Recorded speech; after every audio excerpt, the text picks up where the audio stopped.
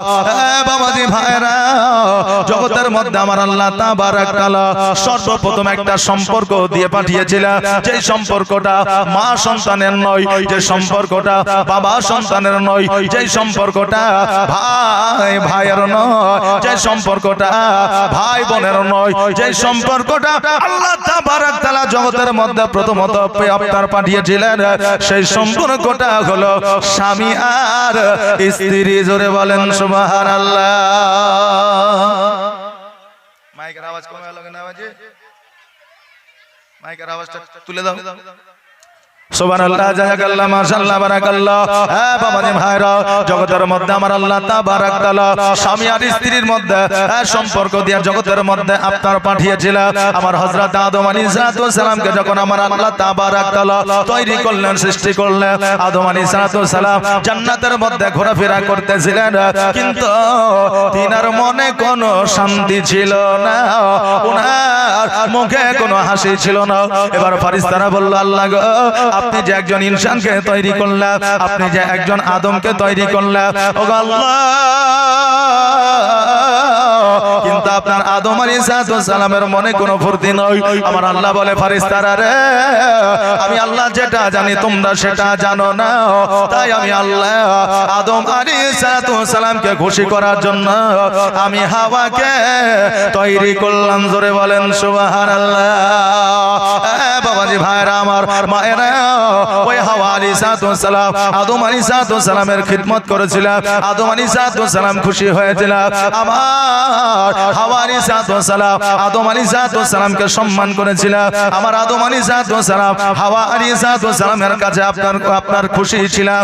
হাওয়া আলাইহিস সালাম আদম আলাইহিস সালামের কথাবার্তা শুনতেন, এই জন্য হাওয়ার উপরে আমার আদম আলাইহিস সালাম খুশি ছিলেন।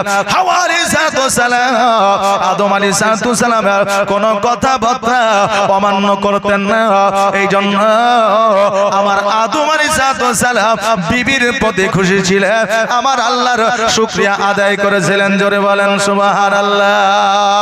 আরে মা, একটু লক্ষ্য করে শুনবে, আমরা তো 50 বছর 40 বছর স্বামীর সঙ্গে ঘর সংসার করে 5 বছর পরে স্বামী যে ইজ্জত সম্মান দিয়ে বিবিদের কথা বলে, আর 10 বছর পরে সেই বিবির ওই রকম ইজ্জত সম্মান থাকে না।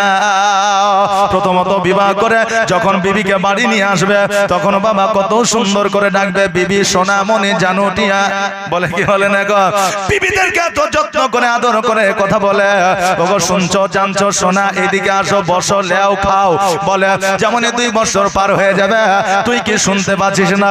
যেমনই 5 বছর পার হয়ে যাবে, অমনি বলবে, বিবি রে, তুই আমাকে ভালোবাসিস না। 5 বছর পরে বিবিদের গুরুত্ব স্বামীর কাছে কমে যায়, আর বিবিদের প্রতি অনেক স্বামীরা বর্তমানে আপনার রাগান্বিত হয়ে থেকে যায়। এর মূল কারণ হলো একটা, কারণ হইল বিবিরা স্বামীদের কথা শোনে না, বিবিরা স্বামীদের উপরে কথাবার্তা বলার চেষ্টা করে, বিবিরা স্বামীদেরকে গোলাম করার চেষ্টা করে। আজকে বিবিরা স্বামীদের সেবা করে না, আজকে বিবিরা স্বামীর মুখের উপরে বড় বড় কথাবার্তা বলে। মা, আজকে স্বামীর তুমি সেবা যত্ন করো আর না করো, এখন স্বামীর মুখে মুখে তর্ক যদি তুমি না করো, তোমার গুরুত্বটা থেকে যাবে। আর স্বামীর মুখে মুখে যখন তুমি তর্ক করবে, ওই স্বামীর ভালোবাসা তোমার উপর থেকে উঠে যাবে। জোরে বলেন সুবহানাল্লাহ। ওই তো অনেক স্বামী বুঝলেন, বিবির সামনে তো বলতে পারে না যে তুই আমার মুখে মুখে তর্ক করছিস, তা এক কাজ কর, তুই ঘরের বাইরে থাক, নাহলে তুই ওই ঘরে থাকবি, আমি ওখানে যাব না। এই কথা স্বামী বলতে পারে না, কিন্তু মনের মধ্যে যে একটা আবেগ, সে আবেগটা তৈরি হয়ে যায়, বিবির প্রতি ভালোবাসা আস্তে আস্তে আস্তে আস্তে উঠে যায়। জি, এটা বাস্তব কথা, শুনতে হয়তো খারাপ লাগবে। অনেক পরিবার আছে যেই পরিবারে বিবির সাথে স্বামীর মিল থাকে না, আর স্বামীর সাথে বিবির মিল থাকে না। আরে আমার বাবাজি ভাইরা, শুধুমাত্র জীবনে শুনে জীবন পার করলে হবে না। আজকে বর্তমানে আমাদের সমাজে কি ঘটছে, বর্তমানে সমাজ কোন জায়গায় গেছে, এইগুলো মাঝে মধ্যে আমাদের শোনা দরকার আছে। বেরাদার, আজকে আমার মা বোনেরা এত সুন্দর করে সাজা লিপস্টিক লাগায় মাপতার চোখে মাস্কারা লাগায় এখন মেকআপ শেকআপ করে তারপরে আপনার চুলে কলপ লাগায় আমার মা বোনেরা অনেক সময় খুশবু লাগায় আমি বলবো মারে আজকে তোমার লিপস্টিক যদি না লাগাও আজকে তুমি যদি মাস্কারা না লাগাও আজকে যদি তুমি মেকআপ না করো সুন্দর করে বিউটি করে মোবাইলে ছবি তুলে যদি না রাখো তোমার বিবি তোমার স্বামী এইগুলোতে খুশি হয় না তোমার স্বামীর সেবা যত্ন তুমি যদি করো তুমি যতই কালো হও না কেন তোমার প্রতি তোমার স্বামীর গুরুত্ব কোনোদিন উঠবে না কিন্তু আমার মা বোনেরা সাজে এটা ঠিকই কিন্তু আমার মা বোনেরা যখন মেলাতে যায় তখন সেজে গুজে যায় যখন বাজারে যায় তখন সেজে গুজে যায় আমার মা বোনেরা যখন বাবা আজকে বড় বড় মার্কেটে যায় তখন সেজে গুজে যায় সাজা স্বামীর কাছে আপনার প্রযোজ্য আছে জায়েজ আছে পর পুরুষের কাছে সাজা আপনার জায়েজ নাই কিন্তু আমরা উল্টাটা করে আমরা আজকে পরের সম্মুখে গেলে সেজে গুজে যায় আর স্বামীর সামনে মুখে কালি হাতে কালি নিয়ে বসে থাকি জোরে বলেন নাউজুবিল্লাহ আরে মা স্বামীর কাছে তোমার সাজা প্রযোজ্য আছে কোন পর পুরুষের কাছে সাজা জরুরি নয় প্রযোজ্য নাই শরীয়ত বাবা হুকুম দেয় না বাবাজি আমার ভাইরা আমার মা বোনেরা তাই আসেন আমরা জীবনকে পরিবর্তন করে কারণ তুমি যতই ইবাদত বান্দি করো না কেন যতই দান খায়রাত করো না কেন যতই তুমি হজ আদায় করো না কেন তোমার স্বামী যদি তোমার প্রতি নারাজ হয়ে যায় তুমি যতই ইবাদত করবা তোমার ওই ইবাদত তোমার নেকির খাতায় লিপিবদ্ধ হবে না জোরে বলেন সুবহানাল্লাহ মা আজকে ফাতেমা তো জোহরা জান্নাতের রানী ছিলেন জান্নাতের সার্টিফিকেট পেয়েছিলেন আজকে ওই ফাতেমা যতদিন জীবনে চলাফেরা করে যায় কোনোদিন স্বামীকে কষ্ট দেয় নাই স্বামী কোনোদিন বিবিকে কষ্ট দেয় নাই বেরাদা আজকে আমার ফাতেমা নবীজির বাড়ি থেকে স্বামীর বাড়িতে এসেছে একদিন নয় দুই দিন নয় 5 দিন নয় 7 দিন নয় 10 দিন যখন অতিবাহিত হয়ে গেছে আমার আলী রাদিয়াল্লাহু তাআলা আনহু বলে ফাতেমা আজকে অনেক দিন হয়েছে তুমি আমার বাড়িতে এসেছো তোমার আব্বাজানকে দেখার জন্য যাও নাই তোমার আব্বাজানের বাড়িতে তুমি যাও না ফাতেমা তুমি কি তোমার আব্বাজানের বাড়িতে যাবে না যেমন এই কথা বলেছে আমার ফাতেমা বলতেছে আমার স্বামী আর দেরি নয় এখনই চলেন যাব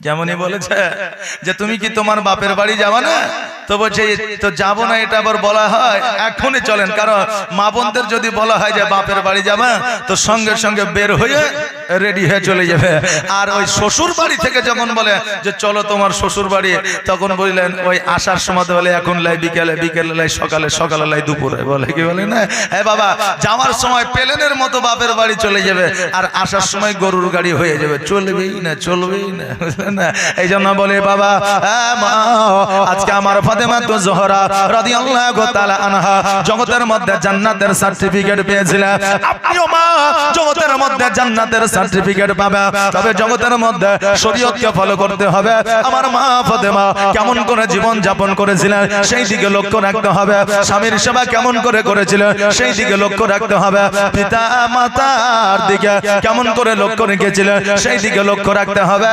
আপনিও দুনিয়াতে জান্নাতের সার্টিফিকেট পাবেন জোরে বলেন সুবহানাল্লাহ আরে বাবা আমার আলী রাদিয়াল্লাহু তাআলা আনহু বলে বিবি রে আজকে তুমি যে তোমার বাপের বাড়ি যাবা তুমি কি এখনো এই পোশাকটা পরে আছো পোশাকটা কি তুমি পাল্টে নিবা না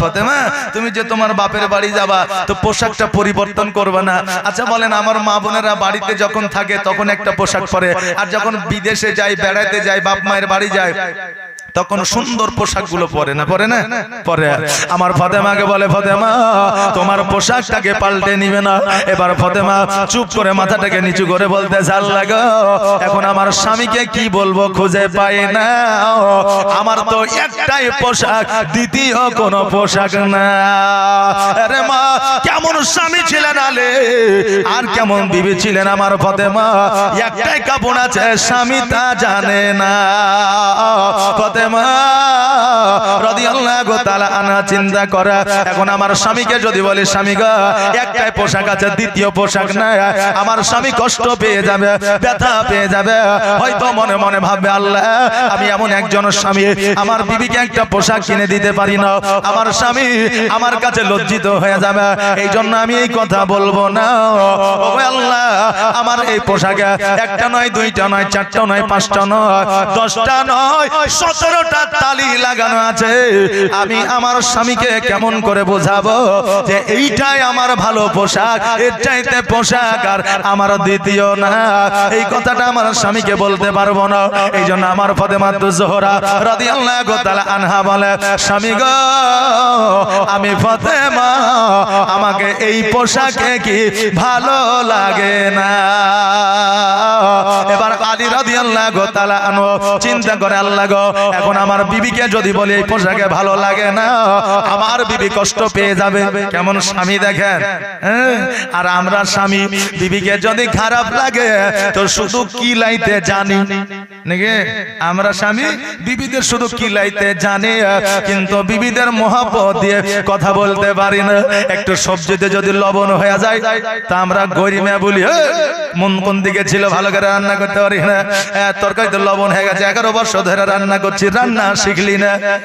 তো মনে করছেন পরের দিন ভালো করে রান্না করে দিবে, পরের দিন বলে মিনসা তুই আমাকে কাল এমন গরম দেখা যায় আজকে আরো লবণ দিব, খাবি খা, বলে গেল। কিন্তু মহব্বত দিয়ে দেব যদি বলেন বিবির আজকে সবজিটা খুব সুন্দর হয়েছিল কিন্তু একটু লবণ হয়ে গেছে, যদি লবণটা যদি চেক করতা সবজিটা অতি সুন্দর হইতো, ওই বিবি পরের দিন আপনাকে সুন্দর করে রান্না করে খাওয়াবে।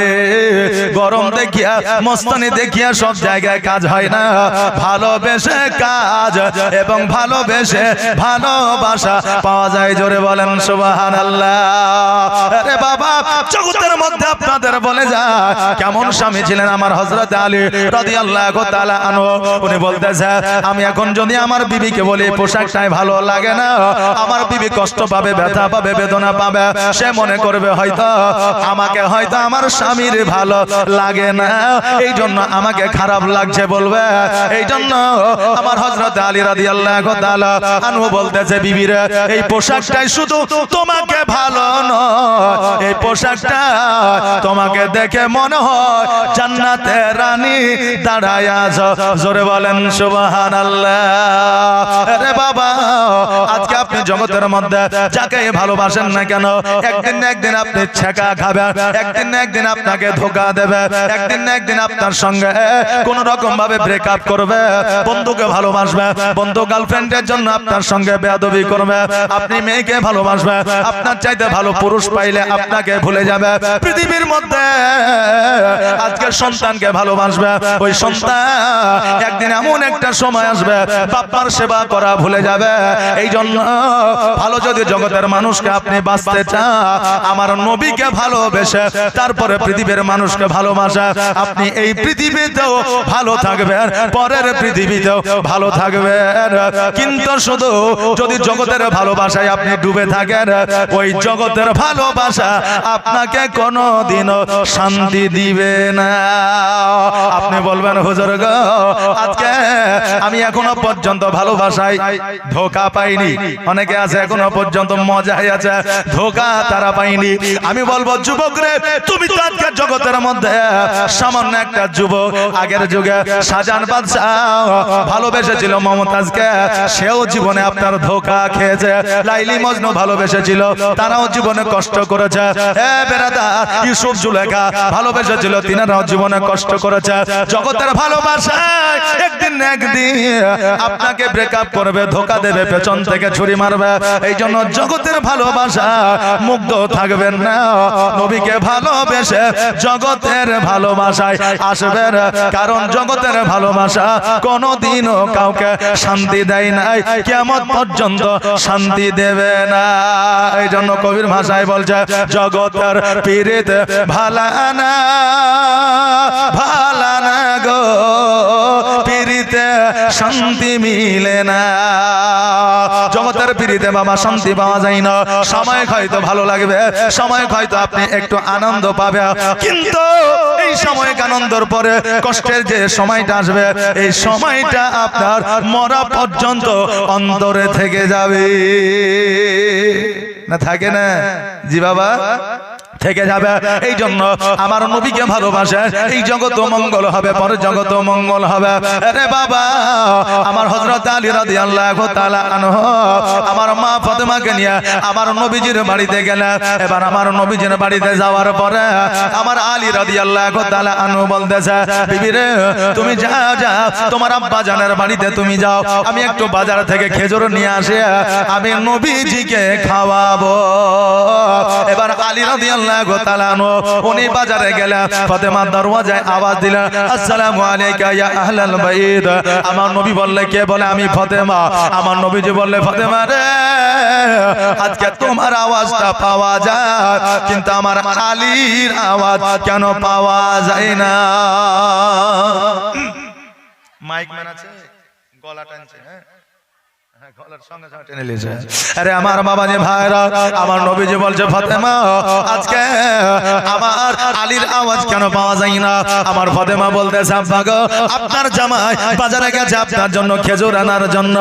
আমার নবী বলতেছে, ফাতেমা, আজকে যতক্ষণ পর্যন্ত আমার আলী তোমার সঙ্গে না আসবে, ততক্ষণ পর্যন্ত তোমার বাড়িতে প্রবেশ করা যাবে না। জোরে বলা যাবে না সুবহানাল্লাহ। কেমন শ্বশুর ছিলেন, কেমন আপনার বেটি ছিলেন, কেমন জামাই ছিলেন। আমার আলী বাড়িতে আসলেন, দরওয়াজায় আসলেন, কি ব্যাপার ফাতেমা বাইরে দাঁড়িয়ে? বলে, আব্বা বাড়িতে প্রবেশ করতে দেয় নাই। বলে, কেন? বলে, আপনি আসেন নাই তাই। আমার মতো জামাই হলে বললাম বেটিকে ঢুকতে দেয়নি, আমি তো পরের বেটা চবাড়ি। বলতাম না, বলতাম না, বলতাম। কিন্তু আমার আলী মিজকে হাসি দিয়া বলতেছে, ফাতেমা, আজকে দেখো দেখো আমার নবী আমাকে কত ভালোবাসে, আমি ছাড়া তোমার বাড়িতে এলাও না, চলো চলো আমরা বাড়ির মধ্যে প্রবেশ করি। কিন্তু আজকে বর্তমানে আমরা শ্বশুর শাশুড়ি জগতে আছে, আমাদের বেটি যদি একাই আমার বাড়িতে আসে আমরা বড় খুশি হয়ে যাই, আর জামাই সঙ্গে করে নিয়ে আসলে বড় বেজার হয়ে যায়। এই দেখলো ঝামেলা। এবার একটা জুতা দে, একটা প্যান্ট দে, একটা জামা দে, একটা টুপি দে, বেজার হয় কি হয় না? অনেকে এই যে বাবা বলেন, হয় কি হয় না? জি, অনেক শ্বশুর বাড়িতে জামাই দেখলে বেজার হয়ে যায়, বেটিকে ফোন করে বলে, হ্যালো, কি হলো? বলে, যে এবার যদি জামাই রাজমিস্ত্রি কাজে চেন্নাই যাইতো, এবার এসে 1 মাস থাকিয়া যায়। কিন্তু বলে না যে জামাই বাড়িতে এসেছে তো তাকে নিয়ে 10 দিন থাকিয়া যায়। কথা হইলেন না? এবার জামাই যদি চেন্নাই 1 মাসের জন্য যায়, এরপরে আমার বাড়িতে 1 মাস থেকে যাও। আচ্ছা বলে, ওই জামাই যদি বেটের বাপ আপনার পাশে থাকে, এই কথাটা যদি শোনে, আচ্ছা শ্বশুর শাশুড়ির উপরে তার রাগ হবে কি হবে না? যে আমাকে একবার ডাকে না, তার বেটিকে ডাকছে, রাগ হবে কি হবে না? মুখে প্রকাশ না করলেও অন্তরেও থাকবে। আমি যদি নিজের ছেলে হইতাম অবশ্যই আমাকেও ডাকতো, তার বেটিকেও ডাকতো, কিন্তু শুধু তার বেটিকে ডাকে। আমি বলবো, মা বাবা, বাপজিরা শোনো রে, আপনার কন্যাকে আপনার বেটিকে দিনের মধ্যে যদি 10 বার ফোন করে, মাসে যদি 4 বার করেন, আপনার জামাইকেও একবার ফোন করে খোঁজ নিবে, দেখবেন আপনার বেটির ওপরে জ্বালা যন্ত্রণা বন্ধ হয়ে যাবে। আরে মা, আমার হযরত আলী রাদিয়াল্লাহু তাআলা আনহু ছাড়া ফাতেমার বাড়ি যাওয়া নিষিদ্ধ হয়ে গেল। এখনো শরীয়ত মতে একজন মেয়ের বিবাহ হয়ে গেলে ওই মেয়েটা স্বামীর অর্ডার ছাড়া, স্বামীকে সঙ্গ ছাড়া বাপের বাড়ি যাইতে পাবে না। স্বামী যদি অর্ডার দেয় তবে বাপের বাড়ি যাইতে পাবে। কিন্তু আমি বলবো, বাবারে, যুবকেরা শোনো, বিবাহ করেছ, বিবিকে কোনোদিন একাই বাপের বাড়ি পাঠাইবে না। বাপের বাড়িতে 10 দিন, 11 দিন, 15 দিন রেখে দিবে না।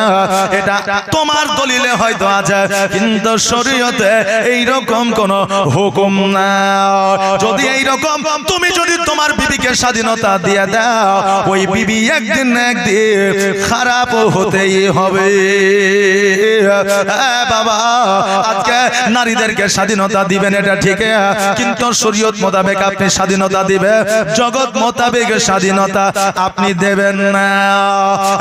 বেরাদা, আজকে বলে যাই, আমার দয়ার নবী বলতেছে, ফাতেমা, কি ব্যাপার, তুমি কি কিছু নিয়ে এসেছো? বলে, হ্যাঁ। কি? বলে, খেজুর।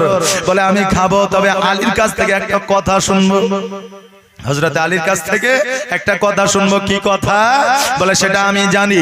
এবার আলী রাদিয়াল্লাহু তাআলা আনহুকে বলতে চাইলে, আমার কন্যার বিবাহ তোমার সঙ্গে দিয়েছি, আমার বেটির কথার দ্বারা, বলার দ্বারা, আমার বেটির চলার দ্বারা তুমি কি কোনো কষ্ট, কোনো ব্যথা, কোনো বেদনা পেয়েছো? যদি পেয়ে থাকো তুমি আমাকে বলো, আমার বেটিকে আমি এখনই শাসন করব। জোরে বলেন সুবহানাল্লাহ। আলী রাদিয়াল্লাহু তাআলা আনহু বলেছে, ইয়া রাসূলুল্লাহ, ইয়া হাবিবাল্লাহ, নবী গো, আমার বিবি ফাতেমার কথার দ্বারা, বলার দ্বারা, চলার দ্বারা ব্যথা বেদনা তো দূরের কথা, যেই দিন থেকে ফাতেমার সঙ্গে আমার বিবাহ হয়েছে সেই দিন থেকে আমি জানো জান্নাতি রমণী পেয়েছি। জোরে বলেন সুবহানাল্লাহ। কিন্তু আমরা শ্বশুর শাশুড়ি, আমরা বেটির খোঁজটালে যে বেটি তুমি কেমন আছো, তোমাকে জামাই কি বকা দিয়েছে, কিন্তু ওই বেটি যে জামাইকে কত রকম কথা বলে এই খবর আমরা কোনোদিন নেই না। নি বাবা, পরের বেটা ওই খারাপ, বেটি ভালো। জি, আর আমার বাপ মানে ছেলের বাপ, আমার বেটা, পরের বেটি খারাপ। কথা বলেন না, একে অপরের কারো খোঁজ নেয় না, নিজেরটা নিয়ে সবাই ব্যস্ত। এই জন্য তো সংসারে এখন বর্তমানে আপনার ঝামেলা ঝঞ্ঝটটা বেশি, নাকি বলে? ঝামেলা ঝঞ্ঝটটা এই কারণেই বেশি। আরে আমার বাবা, আজকে আমার নবী মুস্তাফা সাল্লাল্লাহু তাআলা আলাইহি ওয়াসাল্লাম যেই পথ দিয়ে গেছে, আমার নবীজি যেই কথা বলে গেছে, ওই কথাটা আমরা যদি অনুসরণ করে চলি, আমাদের বর্তমানে স্বামী আর স্ত্রীর মধ্যে ঝগড়া ঝামেলা তো দূরের কথা, এমনকি পণ পর্যন্ত উঠে যাবে। জোরে বলেন সুবহানাল্লাহ। কিন্তু আমরা সেই রকম ভাবে চলতে জানি না। আজকে আমরা মা বোনেদের মোহরানা কতটা আদায় করি? এই যে বলেন, মা বোনেদের মোহরানা কত দিই?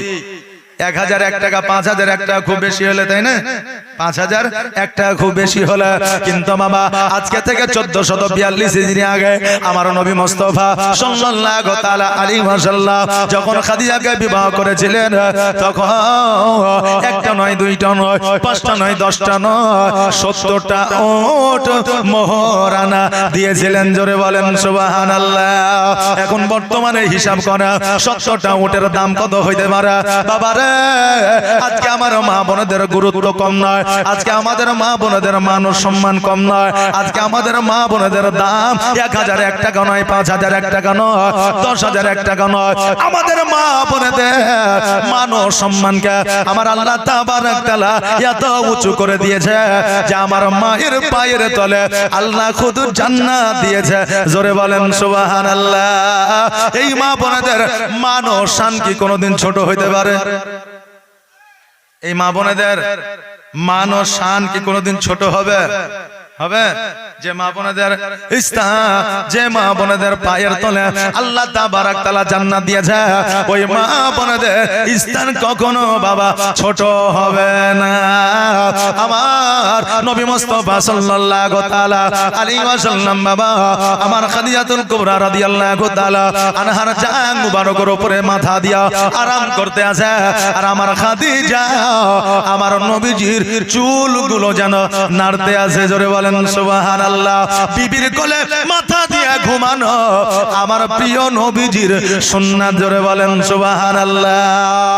আহারে আমার খাদিজা আমার নবীজির মাথা মুবারক নাড়তে আছে। এইজন্য আমার দয়ার নবী বলেছে, কোন স্বামী যদি সারা দিন পরিশ্রম করে রাত্রি বেলায় বিছানায় যদি আরামদায়ক ভাবে ঘুমায়, আর ওর বিবি ওই স্বামীর যদি একটু খিদমতে লেগে যায়, আমার আল্লাহ তাবারক তাআলা ওই বিবির জন্য জাহান্নামকে হারাম করে দেয়। জোরে বলেন সুবহানাল্লাহ। কিন্তু বাবা, আজকে আমাদের মা বোনেরা মনে করে আমাদের সৌন্দর্য, আমাদের সাজগোজটা করা, কিন্তু না রে মা, আজকে যারা স্বামীর সেবায় লিপ্ত থাকে আসলে তাদের সৌন্দর্যটাই আল্লাহর দরবারে বেশি। জোরে বলেন সুবহানাল্লাহ। কিন্তু আমাদের স্বামীর প্রতি খিদমত উঠে গেছে রে মা। এই খিদমত যতক্ষণ পর্যন্ত আমাদের পুনরায় ফিরে না আসবে, ততক্ষণ পর্যন্ত আমার মা বোনেদের তাহাজ্জুদের নামাজের প্রতি মহব্বত আসবে না। আর যত এই যুবক কালে সাজবে বৃদ্ধ কালেও সাজতে ইচ্ছে করবে। এই বৃদ্ধ মহিলারা এখন সাজে না, অনেকেই সাজে বাবা, অনেক জায়গায় দেখা যায়। আর 60 বছরের বুড়া নানি লিপস্টিক লাগায়, হায় লিপস্টিক লাগাই। অনেকে আছে বুঝলেন, বুড়ো হয়ে গেছে, রিটায়ার্ড হয়ে গেছে, পেনশন পাই, জি তার জীবনের সংসার বলে আর কিছু না, কিন্তু লিপস্টিক তার ঠোঁটে ঠিকই থাকবে। এই জন্য একটা ছোট্ট ভাষায় লিখিত ভাবে লিখে দিয়েছে, আর 60 বছরের বুড়া নানি লিপস্টিক লাগায়, আয় হায় লিপস্টিক লাগায়। আর মাস্কারা লাগায় নানি মেলাতে বেড়ায়, যেই মেলা শরীয়তে আমাদের হারাম করে দিয়েছে। 6 বছর বয়সে আমার নবীজি সর্বপ্রথম নারীদের মেলা বন্ধ করেছিলেন। জোরে বলেন সুবহানাল্লাহ।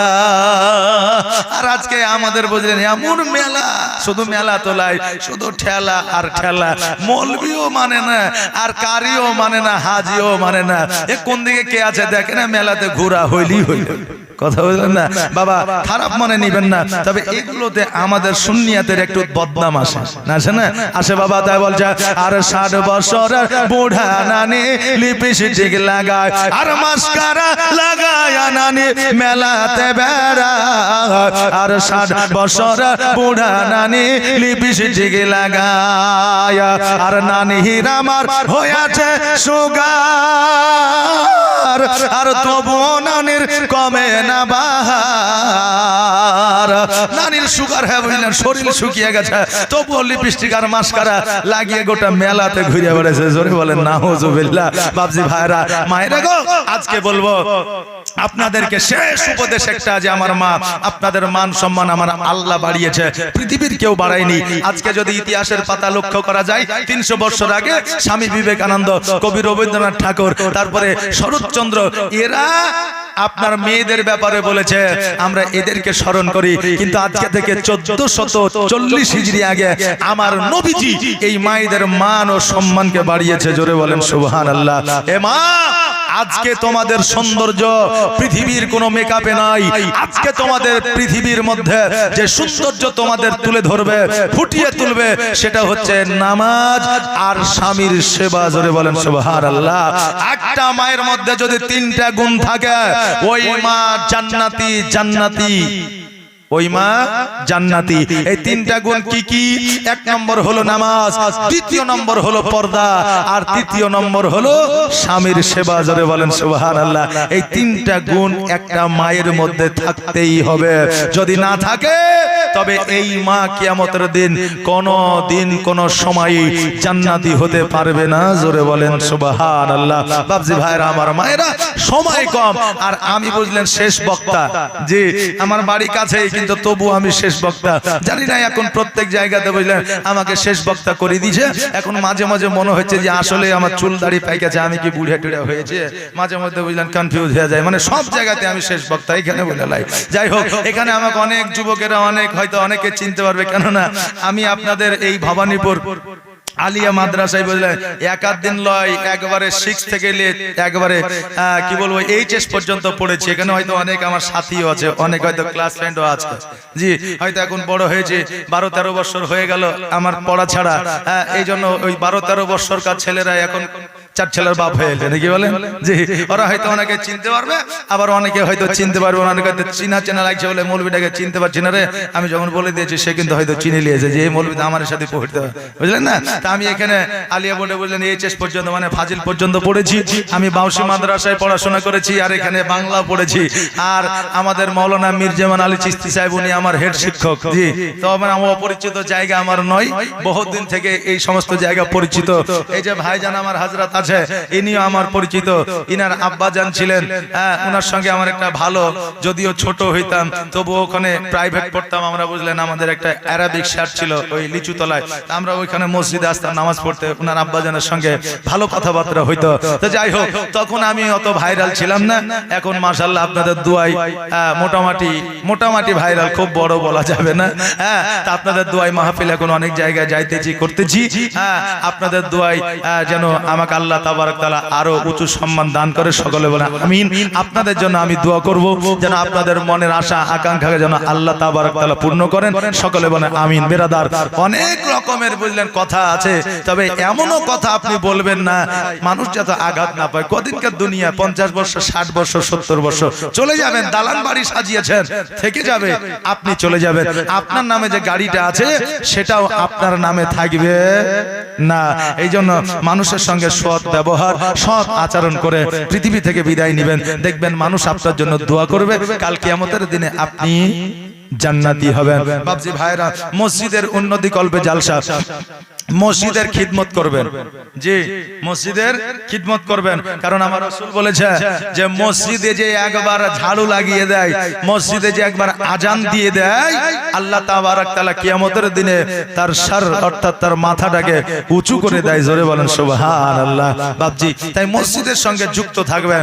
আজকে মসজিদের সেক্রেটারি, ক্যাশিয়ার, সভাপতি যিনারা হন, ওনারা কি কোনো বেতন পান সরকার থেকে, পাবলিক থেকে, মসজিদ থেকে, আল্লাহর তরফ থেকে পান? পায় না।